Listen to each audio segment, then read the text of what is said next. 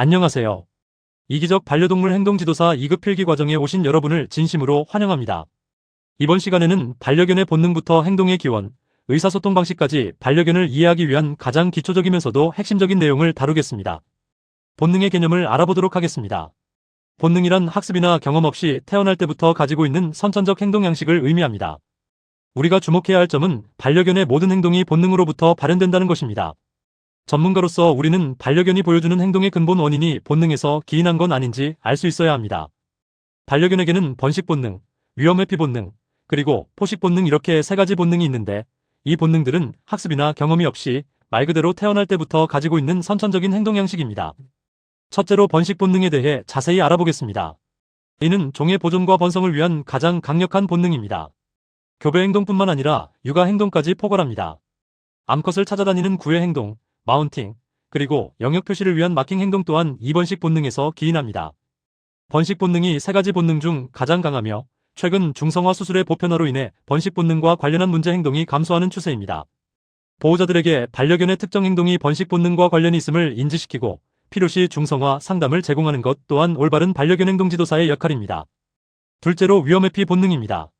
이는 자신의 안전을 지키기 위한 생존의 필수 요소로 세 가지 본능 중 두 번째로 강합니다. 생소한 대상이나 장소에 대해 두려움을 느끼는 행동이 나타날 수 있으며 방어성 행동과 공격성 행동이 모두 포함됩니다. 흔히 공격성이라고 하면 무조건 나쁜 행동이라 생각하기 쉽지만 사실 위험 회피 본능에 의한 방어적 수단일 때가 많습니다. 따라서 반려견이 무엇을 두려워하고 피하려 하는지 그 원인을 먼저 파악하는 것이 중요합니다. 세 번째는 포식 본능입니다. 이는 사냥 행동과 직결된 본능으로 반려견의 놀이 행동 속에도 녹아 있습니다. 장난감을 쫓아가고 무는 행동, 땅을 파거나 움직이는 물체를 추격하는 행동이 대표적입니다. 많은 보호자들이 놀이라고 생각하는 터그놀이나 공 던지기 역시 사실 포식 행동의 연장선입니다. 반려견의 놀이 행동이 포식 본능을 건강하게 분출하는 과정임을 이해해야 합니다. 행동은 단순한 움직임이 아니라 내적, 외적 자극에 대한 생물체의 반응입니다. 행동학은 이 행동의 발달과 특성, 그리고 의미를 연구하는 학문이죠. 행동의 구성 요소는 크게 선동작, 목표동작, 후동작으로 나뉩니다. 이때 목표동작이 중심이 됩니다. 우리가 행동을 관찰할 때는 단순히 결과만 보는 것이 아니라 행동 단위별로 분석해야 합니다. 특히 행동 과정 전체가 중요하며 이 과정 중 특정 단위가 결핍되면 다른 행동으로 나타나는 전가 행동이 발생할 수 있습니다. 행동의 기원을 보면 생득적 행동과 습득적 행동으로 나뉩니다. 첫째, 생득적 행동은 태어날 때부터 가진 본능적 행동이며 경험 없이도 나타납니다. 둘째, 습득적 행동은 경험과 학습으로 형성되며 환경에 따라 변합니다. 또한 행동은 다양성을 띱니다. 서로 다른 자극에도 같은 행동이 나타날 수 있고 혼자 수행 가능한 개체 행동이 있으며 상대와의 관계 속에서 나타나는 사회 행동이 있습니다. 이러한 구분은 우리가 반려견의 행동을 분석할 때 기초가 되는 데이터가 됩니다. 반려견 행동을 분류할 때는 세 가지로 접근해야 합니다. 첫째, 정상 행동은 환경에 적응된 보편적인 행동입니다. 둘째, 실의 행동은 그 기능이나 목표를 파악하기 어려운 행동을 말합니다. 셋째, 문제 행동은 정상 행동이나 실의 행동이 장기간 불안정하게 나타나 일상에 지장을 주는 상태입니다. 보호자들은 무조건적인 문제 행동 교정을 원하지만 우리는 먼저 그 행동이 정말 문제 행동인지 아니면 환경에 의한 일시적인 실의 행동인지 명확히 분류하는 과정이 선행되어야 합니다. 다음은 갈등 행동입니다. 이는 상반된 욕구가 충돌하거나 행동이 방해받을 때 나타납니다. 첫째, 전유 행동은 불안이나 욕구불만 상황에서 합기, 하품, 몸털기 등으로 나타납니다. 둘째, 전가 행동은 충족되지 못한 욕구를 다른 대상에게 표현하는 것입니다. 셋째, 진공 행동은 대상이 없는 상태에서 욕구를 해소하려는 행동입니다. 마지막으로 양가 행동은 상반된 욕구가 동시에 존재할 때 나타납니다. 이상 행동은 정상 범위를 벗어난 행동이 반복되거나 고착화된 상태입니다. 첫째, 상동 행동은 특정 행동을 끊임없이 반복하는 것입니다. 둘째, 변칙 행동은 부적절한 환경 탓에 정상적인 행동 양식이 기형적으로 변한 것입니다. 셋째, 이상 반응은 무관심이나 과잉 반응으로 나타납니다. 식분증이나 긴장성 부동화가 그 예입니다. 이상 행동은 심리적 고통의 신호이므로 환경 개선을 포함한 근본적인 솔루션이 반드시 필요합니다. 뇌 기능과 행동의 관계도 필수적입니다. 첫째, 대뇌변 연계는 기쁨, 두려움 등 감정을 조절하고 기억 형성과 행동 동기를 생성 역할을 수행합니다. 둘째, 대뇌피질은 정보 분석과 학습을 담당하며 변연계와 반비례하는 관계를 가집니다. 감정적 자극이 너무 강하면 학습 효율이 떨어지는 이유가 바로 이 때문입니다. 예를 들어 밖에서 다른 개를 보고 너무 흥분해서 평소 잘하던 안절을 하지 못하는 강아지의 경우 여기에 해당합니다. 반복된 행동은 뇌에 저장되며 흔적인 엔그램으로 저장됩니다. 따라서 반복 학습이 수행 능력을 높이는 과학적 근거가 됩니다. 망상활성계, RAS는 중요한 자극만 선택해 뇌로 전달합니다. 교육할 때 보상과 신호가 명확해야 하는 이유가 바로 뇌의 선택 과정을 돕기 위해서입니다. 반대 반응은 외부 압력에 저항하려는 본능입니다. 리드줄을 당기면 버티는 것이 대표적인 예입니다. 마지막으로 적응도는 환경에서 살아남고 번식하는 능력입니다. 이 특성들이 다음 세대로 전달되면서 반려견의 기질이 형성될 수 있습니다. 일부 동물은 친족을 돕는 이타 행동을 보입니다. 친족을 돕는 행동이 유전자 전달에 기여하는 이를 포괄적 응도의 핵심입니다. 또한 행동은 크게 두 가지로 나뉩니다. 첫째, 개통 발생 행동은 종 전체가 유전적으로 타고난 행동입니다. 둘째, 개체 발생 행동은 경험과 학습으로 발달한 행동입니다. 이 두 가지를 구분하면 교육 목표를 설정할 때 훨씬 명확한 접근이 가능해집니다. 고정행동 패턴, FAP는 유전적으로 정해진 규칙적 본능 행동입니다. 첫째, 트리거에 의해 매우 빠르게 발현되며 둘째, 행동이 시작되면 중간에 멈추기가 매우 어렵습니다. 셋째, 따라서 교육 시 이 트리거를 파악하는 것이 무엇보다 중요합니다. 또한 본능 회귀는 학습된 행동이 본능으로 되돌아가는 현상입니다. 우리는 강한 본능이 학습을 밀어낼 수 있음을 인지하고 지속적인 관리를 유지해야 합니다. 행동 발생의 조건은 결국 동기입니다. 단순히 자극만으로는 반드시 행동이 나오지는 않습니다. 보상이 동기를 부여해야 합니다. 외적 보상뿐만 아니라 내적 보상도 행동을 유지하는 강력한 요소입니다. 세계의 진화 과정은 약 1만 5천 년 전 인간과 공존하기 시작했습니다. 인간 주변의 쓰레기를 먹으며 살아남은 스캐빈저들이 현재 우리 반려견의 조상입니다. 인간과 잘 어울리는 개체들이 선택적으로 생존하면서 지금 모습의 반려견이 되었습니다. 이는 1만 5천 년 전부터 인간과의 유대가 유전자에 새겨진 결과라고 볼 수 있습니다. 개의 조상은 회색늑대로 유전적으로 매우 유사합니다. 길들임과 가축화는 다릅니다. 첫째, 길들임은 개체가 인간에게 익숙해지는 학습 과정으로 유전되지 않습니다. 둘째, 가축화는 여러 세대를 거치며 유전적 변화가 동반되는 과정입니다. 전문가로서 이 차이를 명확히 이해하고 설명할 수 있어야 합니다. 개체 유지 행동은 생존에 필요한 필수 행동입니다. 섭식, 음수, 배설, 휴식, 탐색, 그리고 몸단장 행동이 있습니다. 반려견이 이 6가지 행동을 정상적으로 수행하고 있는지 체크하는 것이 건강과 심리 상태를 파악하는 첫걸음입니다. 공격 행동은 자신이나 자원을 보호하려는 수단입니다. 유형에는 두려움, 방어, 영역, 소유성 공격 등이 있습니다. 중요한 건 공격 행동 대부분이 경고 신호를 동반한다는 점입니다. 우리는 반려견이 공격하기 전 보내는 경고를 읽어내는 전문가가 되고 그 해석을 보호자에게 정확하게 알려줄 수 있어야 합니다. 영역 행동은 공간 혹은 자원을 보호하기 위한 행동입니다. 마킹과 경계가 특징인데 환경 변화에 매우 민감하게 반응합니다. 새로운 환경에 대한 반려견의 영역 본능을 이해한다면 문제 행동 예방이 가능합니다.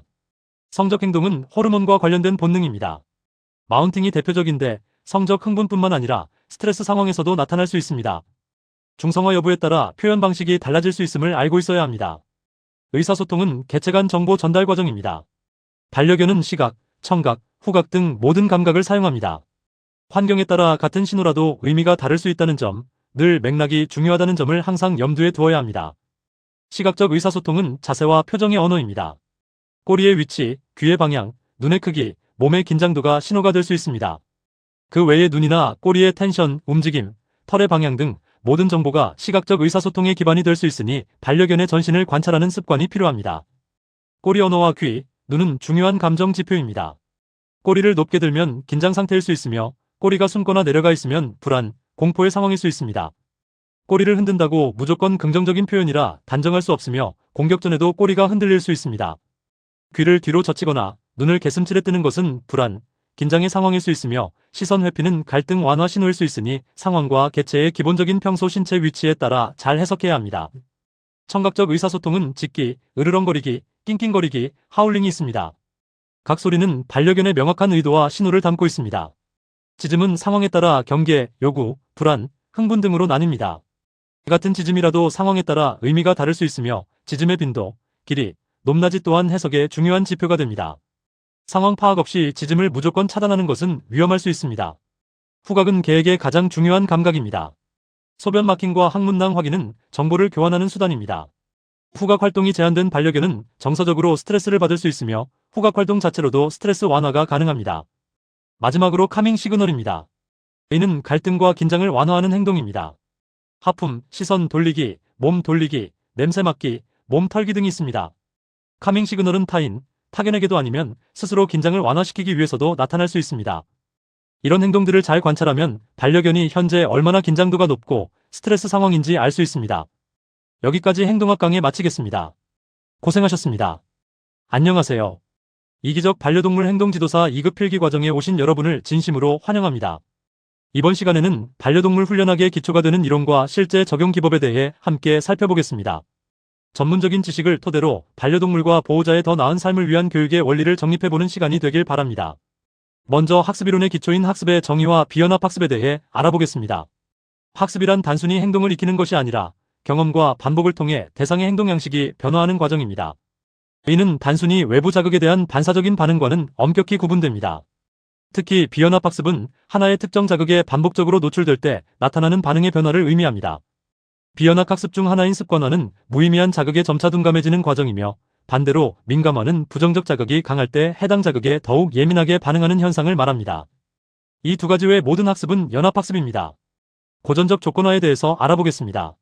이는 파블로프의 개 실험으로 잘 알려진 이론으로 서로 관련 없는 두 자극을 반복적으로 연결하여 새로운 반응을 유도하는 조건화 방식입니다. 고전적 조건화 감정적 반응 형성에 결정적인 역할을 합니다. 핵심 요소로는 본능적인 무조건 자극과 그에 따른 무조건 반응, 그리고 학습을 통해 반응을 이끌어내는 조건 자극과 조건 반응이 있습니다. 이 원리를 활용하여 특정 자극에 대해 반려견이 긍정적인 감정 또는 부정적인 감정을 갖도록 유도할 수 있으며, 이는 행동 수정 방법의 기초 토대가 됩니다. 훈련 시 가장 많이 사용하는 조작적 조건화에 대해 설명하겠습니다. 조작적 조건화는 스키너의 이론을 바탕으로 하며 행동 결과에 따라 행동 빈도가 변화하는 원리입니다. 조작적 조건화에서 행동의 빈도를 늘리는 강화와 행동의 빈도를 줄이는 처벌을 총 4가지 유형으로 분류해 볼 수 있습니다. 정적 강화는 좋은 자극을 추가하여 행동을 증가시키는 것이고, 부적 강화는 불편한 자극을 소거하여 행동을 늘리는 방식입니다. 반대로 정적 처벌은 불쾌한 자극을 추가하여 행동을 줄이고, 부적 처벌은 좋은 자극을 제거해 행동을 줄입니다. 훈련 시 이 4가지 개념을 상황에 맞게 적절히 적용하여 반려견의 원하는 행동을 강화할 수도 원하지 않는 행동을 줄일 수도 있습니다. 또 좋은 자극, 불쾌 자극은 개체마다 다릅니다. 어떠한 반려견은 스킨십이 좋은 자극일 수도 있고, 또 다른 반려견은 스킨십이 불쾌 자극으로도 작용할 수 있습니다. 따라서 그 개체의 특성을 고려하여 훈련 계획을 세우는 것이 필요합니다. 다음으로는 행동을 체계적으로 다루기 위한 소거, 강화 계획, 일반화에 대해 얘기해 보겠습니다. 소거는 특정 행동에 대한 강화를 제거하여 행동 빈도를 줄이는 것이며, 이때 일시적으로 행동이 강해지는 소거 폭발 현상이 나타날 수 있습니다. 소거 후 시간이 경과 후 행동이 다시 나타날 수 있는데, 이는 학습 흔적의 잔존으로 이를 자발적 회복이라고 합니다. 훈련 시 강화 계획은 매우 중요합니다. 강화 계획은 더 세세히 나눌 수 있지만 크게 보면 연속 강화와 간헐 강화로 나눌 수 있습니다. 대체적으로 연속 강화로 초기에 행동을 형성하고 점차 간헐 강화로 전환하여 행동을 유지하는 전략을 사용합니다. 또한 특정 장소가 아닌 어느 곳에서나 비슷한 상황에서나 동일 행동이 반복될 수 있도록 하는 일반화와 특정 신호에만 반응하는 변별 훈련을 통해 학습의 난이도를 올려줄 수 있습니다. 이번에는 강화물과 프림의 권리 그리고 학습의 제한점에 대해 살펴보겠습니다. 강화물은 반려견이 가치 있다고 느끼는 모든 것이 될 수 있습니다. 실제로 보상은 개가 원하는 것으로 어떨 때에는 간식이 보상이 될 수도 있지만, 때로는 간식이 아닌 보호자 곁으로 가는 것이 개가 원하는 보상일 수도 있습니다. 프림의 권리는 낮은 선호도의 행동을 유도하기 위해 높은 선호도의 활동을 보상으로 사용하는 것입니다. 예를 들어 수학 문제 풀 수 있으면 컴퓨터 게임할 수 있게 해줄 개와 같이 개에게도 동일하게 적용하여 산책이라는 좋아하는 활동을 보상으로 사용하여 문 앞에 차분히 앉는 행동을 강화할 수 있습니다. 다만 모든 상황에서 적용하기 어려울 수 있습니다. 본능적인 행동은 학습을 방해할 수 있고, 과도한 스트레스는 학습 효율을 떨어뜨리므로 훈련 전 교육할 반려견의 현재 감정 상태와 히스토리를 세심하게 살펴야 합니다. 본격적인 훈련 기법과 요소에 대해 얘기해 보도록 하겠습니다. 첫 번째, 마커는 훈련 기법은 아니지만 소개를 위해 첫 번째로 적어두었습니다. 마커는 클리커, 옳지와 같이 행동의 정확한 순간을 알려주는 신호입니다. 쉐이핑은 목표 행동을 세분화하여 아주 작은 단위부터 점진적으로 강화하는 방식입니다. 마지막으로 루어링은 간식 혹은 목표물을 활용해 반려견이 루어를 따라올 수 있도록 유도하는 것입니다.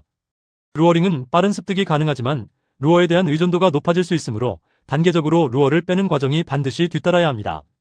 다음은 캡처링과 체이닝, 사회화와 둔감화입니다. 캡처링은 반려견의 자연스러운 자발적 행동을 즉시 강화하여 학습시키는 기법입니다. 반려견이 혀를 낼름거리는 순간을 캡처하듯 행동이 나올 때마다 보상을 줄 경우 학습이 가능하나 자발적 행동이기 때문에 언제 나올지 알 수 없습니다. 체이닝은 여러 가지 동작을 하나의 흐름으로 연결하는 복합적인 행동을 교육하는 방식입니다. 거꾸로 행동 체인을 연결할 경우 백체이닝이라고 하기도 합니다. 여러 파트에서 강조하고 있는 퍼피 시기의 사회화 훈련은 필수적입니다. 이때 강제 노출이 아닌 단계적 둔감화를 통해 다양한 환경에 긍정적인 경험을 쌓게 해야 하며 자극에 대해 아주 약한 강도부터 단계적으로 노출하는 둔감화 또한 훈련 기법 중 하나입니다. 다음으로 역적 언어는 싫어하는 자극을 오히려 좋아하는 보상과 연결하여 자극에 대한 감정 자체를 바꾸는 것입니다. 이미 조건화된 감정을 바꾸기에 역적 언어라는 표현을 사용합니다. BAT는 반려견이 환경 속에서 스스로 안정적인 행동을 선택하도록 돕는 자발적인 훈련 방법 중의 하나이며 LAT는 자극을 바라보는 순간 보호자에게 집중하도록 하여 트리거 자극에 대한 감정 반응을 재구성합니다. 이러한 훈련들은 환경 풍부화와 병행될 때 더욱 효과적입니다. 감각과 인지, 신체 활동이 보장된 환경에서 반려견이 여러 차례 긍정적인 경험을 하다 보면 스트레스와 민감도도 감소하고 더욱이 자발적 행동을 쉽게 표현할 수 있습니다. 이제 문제 행동의 정의와 예방입니다. 짖음 자체가 누군가에게는 문제 행동이고 누군가에게는 당연한 일로 받아들일 수도 있습니다. 문제 행동이란 반려가족의 생활에 어려움을 유발하는 행동으로 정의할 수 있으며 절대적인 문제 행동이란 존재하지 않습니다. 대표적으로 꼽히는 문제 행동 중 분리불안은 보호자가 떠날 때 발생하는 불안 반응으로 무조건적인 처벌은 불안을 악화시킬 수 있기에 점진적인 분리 연습이 필요합니다. 짖음은 경계, 요구, 흥분 등 원인이 매우 다양합니다. 무조건 짖음을 막으려 하기보다 그 근본적인 원인을 정확히 파악하여 접근하는 것이 필요합니다. 마지막으로 공격성은 두려움이나 소유욕 등 방어 기제에서 나오는 경우가 많습니다. 또 공격적 여러 단계의 경고 신호가 나타나는 경우가 많기에 공격성이 반복적으로 발현되지 않고 경고 수준에서 점차 반응이 줄어들 수 있도록 안전하게 접근해야 합니다. 파괴 행동이나 배변 문제는 단순히 행동을 못하게 하는 것이 아닌 신체적인 건강 혹은 스트레스로 인한 문제인지 먼저 확인한 뒤 행동 수정으로 들어가야 합니다. 행동 수정의 원칙은 항상 원인 분석에서 시작하여 환경을 조절하고 강화 기반의 접근을 하며 최종적으로는 반려견의 복지를 최우선으로 고려하는 것입니다. 이것으로 이번 강의를 마칩니다. 안녕하세요. 이기적 반려동물 행동지도사 2급 필기 과정에 오신 여러분을 진심으로 환영합니다. 이번 시간에는 우리가 돌보는 반려견의 생애 주기와 건강 상태에 맞춘 체계적인 관리법을 다루는 관리학편에 대해 함께 학습해 보겠습니다. 먼저 영양의 정의입니다. 단순히 먹는다는 것을 넘어 섭취부터 소화, 흡수, 대사, 배설에 이르는 전체 과정을 이해해야 합니다. 반려동물은 외부에서 에너지를 공급받아야 하는 존재이기 때문에 균형 잡힌 영양 공급은 건강의 기초가 됩니다. 이 과정 중 하나라도 문제가 생기면 성장장애나 비만, 더 나아가 큰 질병으로 이어질 수 있습니다. 섭취한 식단이 우리 아이들의 몸에서 어떻게 흡수되고 대사 과정을 거쳐 배설까지 그 전체적인 순환 과정을 항상 고려해야 합니다. 다음은 자견의 영양 관리입니다. 자견의 겨우 성장 속도가 빠른 시기인 만큼 성견보다 훨씬 높은 영양 밀도가 요구됩니다. 모유 수유기에는 어미의 보살핌으로 충분하지만 생후 34주 이후기부터는 사료를 물에 불려 급여하며 서서히 적응을 도와야 합니다.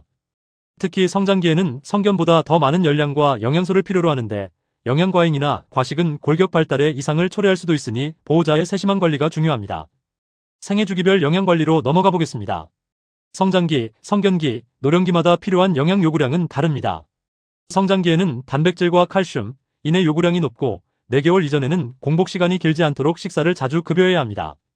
반면 성장기보다 활동량이 줄어드는 성견기에는 비만을 방지하기 위해 제한급여가 핵심입니다. 노령기는 소화와 흡수 능력이 떨어지므로 같은 양을 먹더라도 소화가 잘 되는 식단을 선택해 관리해 주어야 합니다. 건강 상태에 따른 특수 관리법입니다.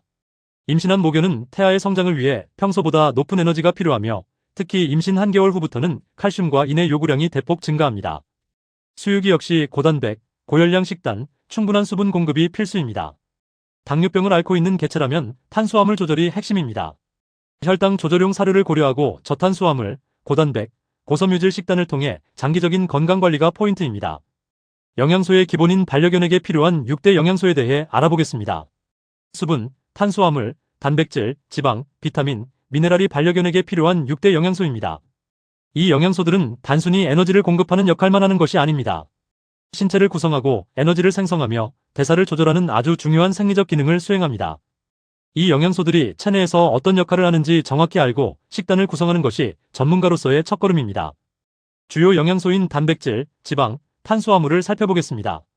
단백질은 신체 구성과 면역, 호르몬 형성, 특히 성장에 필수적입니다.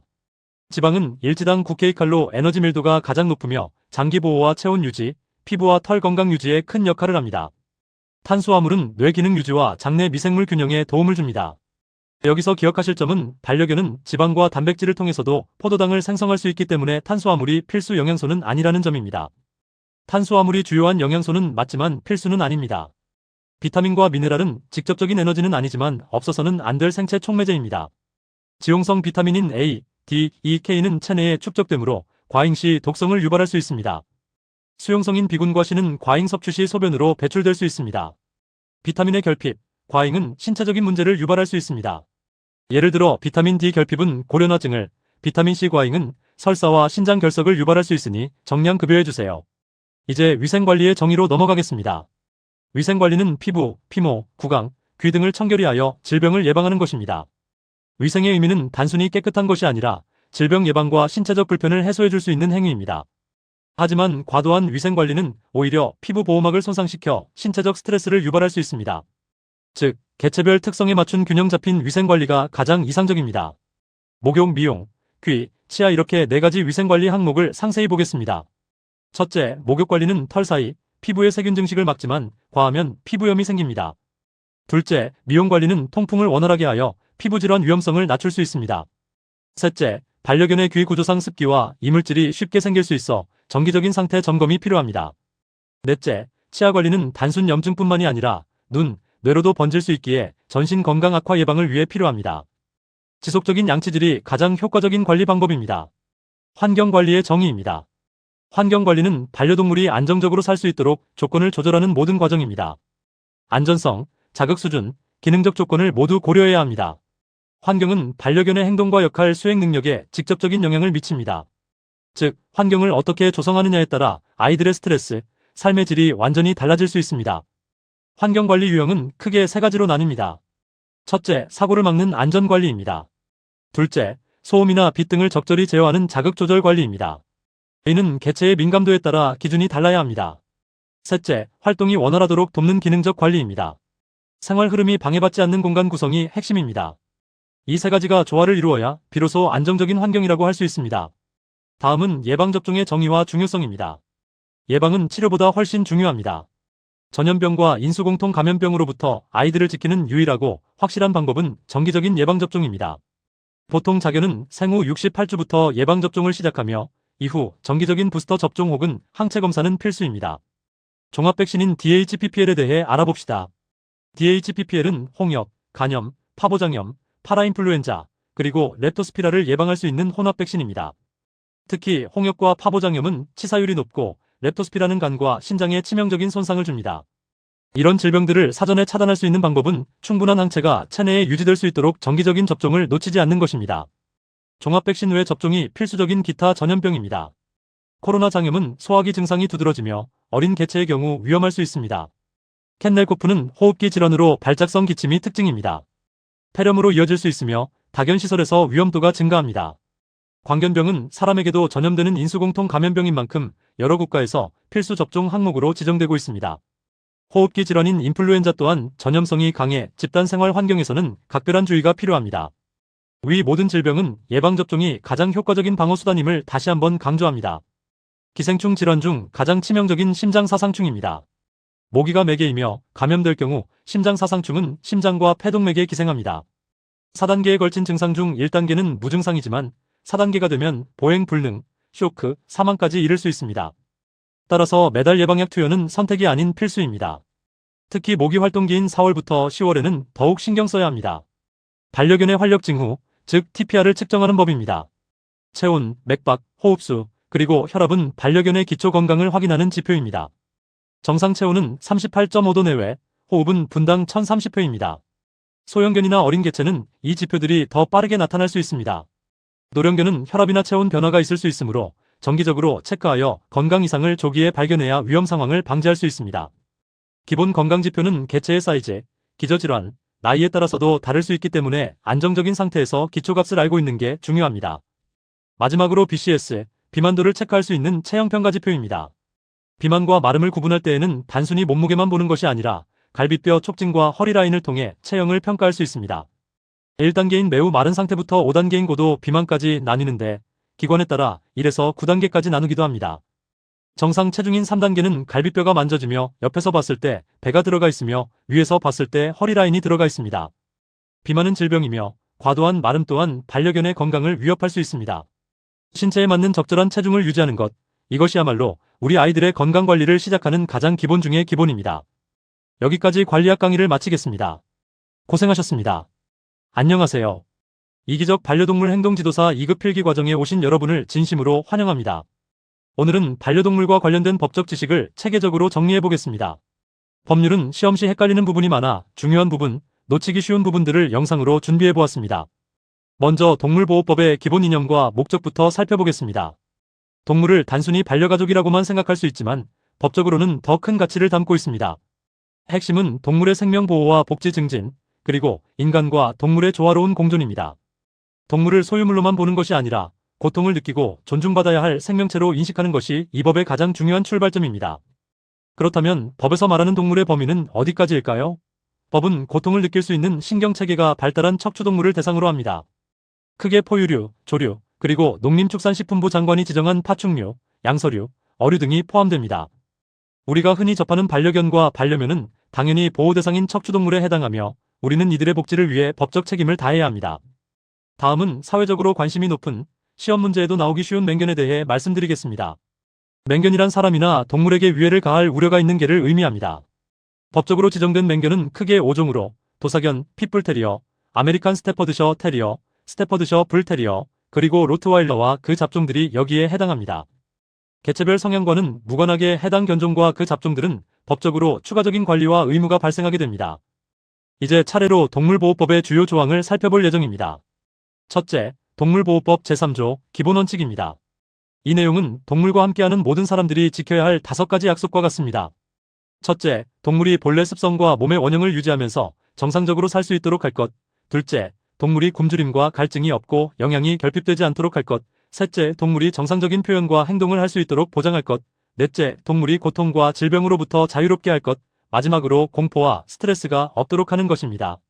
이 5가지는 동물보호의 기본 원칙, 또 반려견의 복지를 위한 최소한의 조건임을 기억해주세요. 동물보호법 제9조 사육관리 의무는 보다 구체적인 실천 지침입니다. 첫째, 적절한 사료와 물을 주는 것은 기본이고 운동과 휴식, 충분한 수면을 보장해야 합니다. 둘째, 동물이 아프면 즉시 치료하고 필요한 조치를 할 수 있도록 해야 합니다. 셋째, 환경 변화 시 적응할 수 있도록 배려해야 하며 넷째, 재난 시에는 가장 먼저 안전하게 대피시키는 것이 바로 동물 사육관리의 의무입니다. 동물보호법 제6조 5항에 따르면 반려견을 키우는 사육공간에도 법적 기준이 있습니다. 우선 안전한 장소여야 하고 발이 빠질 수 있는 재질의 바닥은 피해야 합니다. 크기는 반려동물 몸 길이의 2.5배 혹은 2배 이상이어야 하며 일어섰을 때 머리가 천장에 닿지 않는 높이가 필요합니다. 특히 실외 사육 시에는 더위, 추위, 비나 눈, 직사광선을 피할 수 있는 온전한 휴식 공간을 반드시 마련해 주어야 합니다. 다음은 절대로 있어서는 안 될 학대 금지 조항입니다. 동물보호법 제10조 동물이 잔인한 방법으로 죽음에 이르게 하거나 공개된 장소에서 다른 동물이 보는 앞에서 죽이는 행위는 엄격히 금지됩니다. 또한 정당한 사유 없이 동물을 먹이로 이용하거나 죽이는 행위 역시 강력한 처벌 대상입니다. 동물 학대를 방지하기 위해 보다 구체적인 지침들이 동물보호법 제10조에 규정되어 있습니다. 줄로 묶어 키울 경우 줄 길이를 2m 이상 확보하여 아이가 최소한의 활동을 할 수 있게 해야 합니다. 또 빛이 완전히 차단된 어두운 곳에 장기간 방치해서는 안 되며 아이가 일어서거나 눕는 등 자연스러운 일상 동작을 불편함 없이 할 수 있도록 환경을 조성해주는 것이 필수입니다. 동물보호법 제11조는 동물의 운송 기준입니다. 동물을 데리고 차량 이동 시 급출발이나 급제동으로 동물이 다치지 않게 주의해야 하며 스트레스를 최소화할 수 있는 구조의 이동장을 사용해야 합니다. 특히 어린 동물이나 임신한 동물은 칸막이와 같이 필요한 조치를 해야 하며 동물을 싣고 내리는 과정에서 동물을 던지거나 떨어뜨려 다치게 하면 안 됩니다. 또 운송 과정에서 전기몰이 도구를 사용하는 행위는 절대 금지되어 있습니다. 동물보호법 제15조에 따라 동물등록제는 동물의 유실, 유기 방지를 위해 국가에서 필수로 시행 중입니다. 동물등록제에 따라 만약 동물을 잃어버렸다면 10일 이내에 신고해야 하며 보호자의 주소나 연락처 등 정보가 바뀌었거나 소유자가 달라진 경우에도 30일 이내에 반드시 변경 신고를 마쳐야 합니다. 동물보호법 제16조에 따라 등록된 동물은 관리 의무도 따릅니다. 외출 시에는 목줄 착용 등 안전조치가 필수입니다. 또한 이름과 연락처가 적힌 인식표를 반드시 부착해야 합니다. 배설물 수거는 기본 매너이자 법적 의무이며 공공장소나 공동주택 등 사람이 이용하는 장소 모두 포함입니다. 지자체의 예방접종, 출입 제한 명령을 따르는 것도 공중위생과 안전사고 예방을 위해 필요합니다. 앞서 알려드린 맹견의 관리와 사육허가에 대해 추가적인 법적 사항을 전달드리겠습니다. 맹견은 수입 신고부터 사육허가까지 엄격한 절차를 거쳐야 합니다. 특히 맹견의 경우 기질평가를 통과해야 하며 책임보험 가입과 중성화 수술은 필수 요건입니다.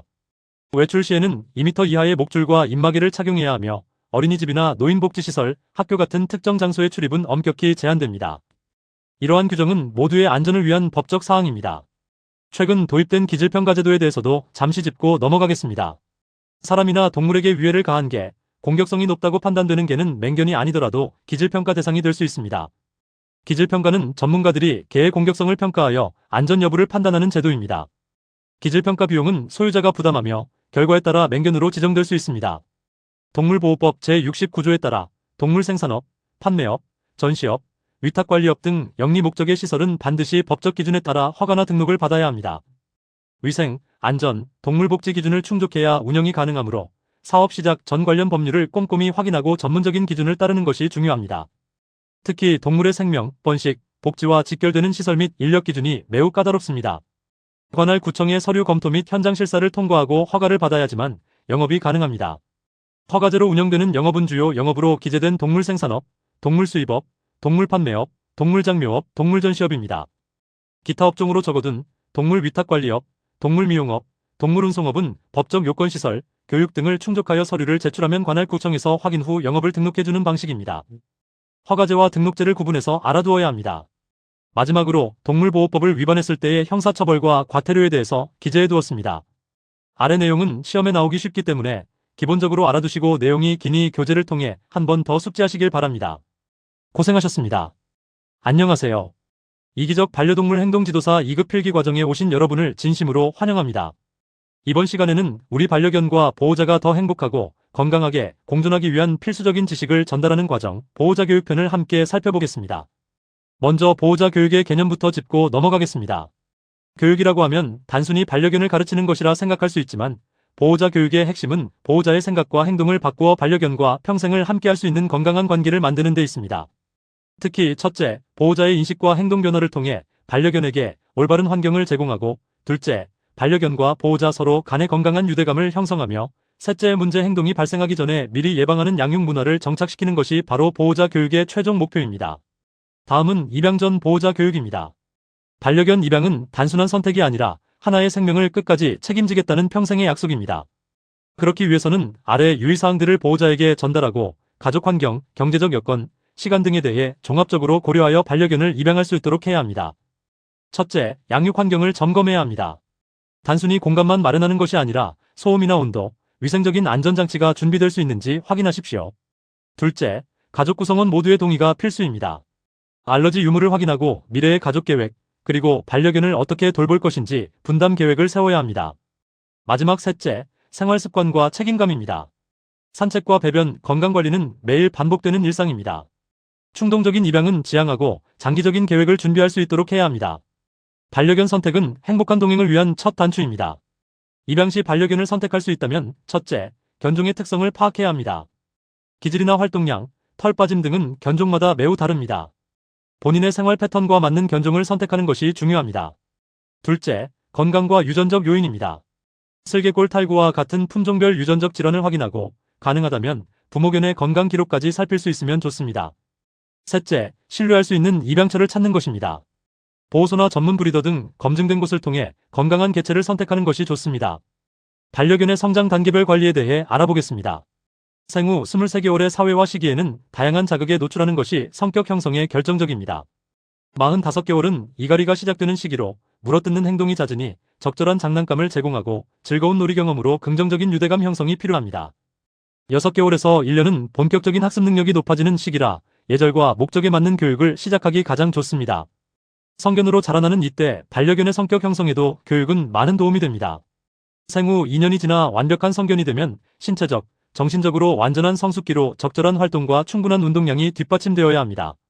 생후 8년 이후에 노령견으로 접어들면 활동량이 줄어들기 때문에 정기적인 건강검진과 체중관리를 통해 삶의 질을 높여주어야 합니다. 개체에 따라 성장 시기와 발달 속도는 모두 다를 수 있습니다. 먹이 급여 방법은 연령에 맞춰 또 배변 상태에 맞게 유연하게 조정해야 합니다. 가장 중요한 원칙은 반려견의 배변 상태를 보고 급여량을 조절하는 것입니다. 변이 묵다면 사료를 줄이고 반대로 변이 너무 단단하다면 양을 늘리면 좋습니다. 소화기관이 완벽히 형성되지 않은 생후 24개월까지는 하루 4회로 나누어 자주 식사를 급여합니다. 생후 4개월부터 1년까지는 성장기에는 하루 3회로 공복 시간이 너무 길지 않도록 해주는 게 좋습니다. 완전한 성견은 식사를 하루 12회로 하루 급여량에 맞게 조정해도 괜찮습니다. 노령견 시기에 접어들면 소화 능력이 떨어질 수 있기 때문에 소화가 잘 될 수 있는 주식의 형태로 소량씩 다회 급여하는 것을 권장합니다. 반려견의 올바른 급식 관리는 비만 예방과 직결됩니다. 시간과 장소, 사료양 또한 일정하게 유지하여 규칙적인 생활 습관을 길러주십시오. 사료를 바꿀 때는 갑작스러운 변화가 소화불량을 일으킬 수 있으니 주의해야 합니다. 기존 사료에서 새로운 사료로 비율을 점차 늘려가며 기간을 충분히 갖고 사료를 변경해야 합니다. 또한 간식과 주식은 명확히 구분해야 하며 특히 습식 사료는 위생관리가 필수입니다. 주식의 급여 방법에는 두 가지가 있습니다.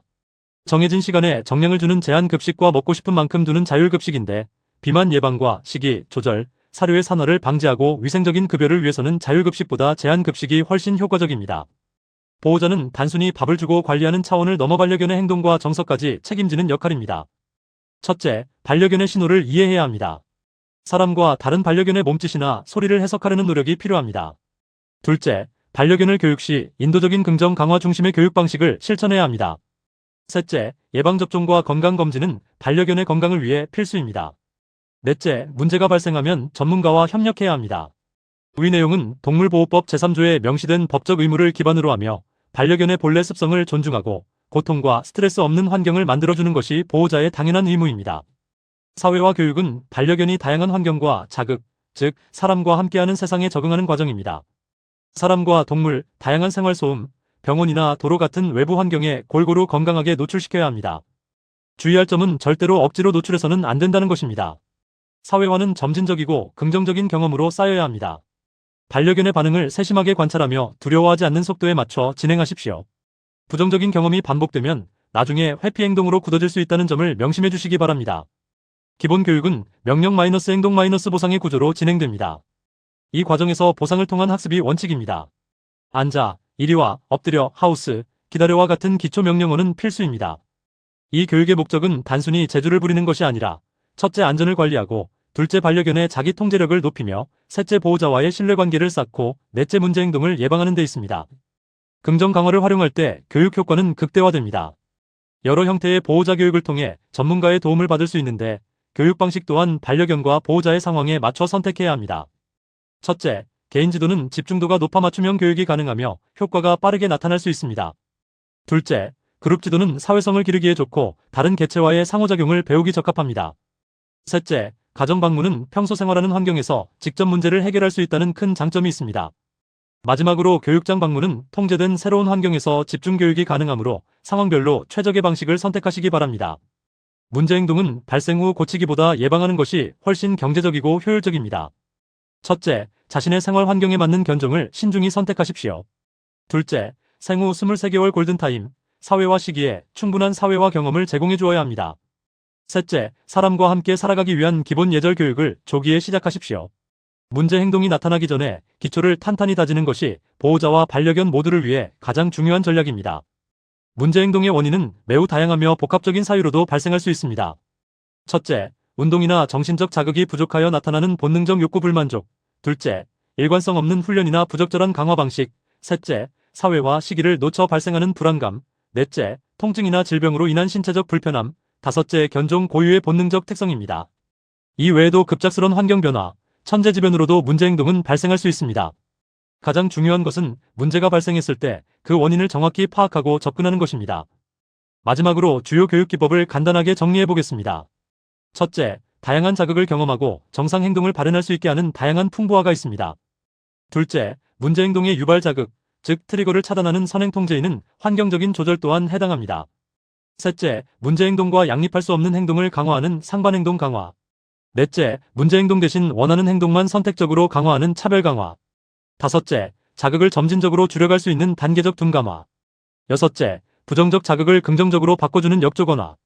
그리고 문제 행동 강화 요인을 일시적으로 차단하는 임시격리가 있습니다. 각 기법은 상황에 맞게 단일 혹은 복합적으로 단계에 맞게 적용되어야 하므로 반려견의 현재 상태와 행동 수정 기법에 대해 전문가와 충분히 상의하시기 바랍니다. 이상으로 강의를 마칩니다. 고생하셨습니다.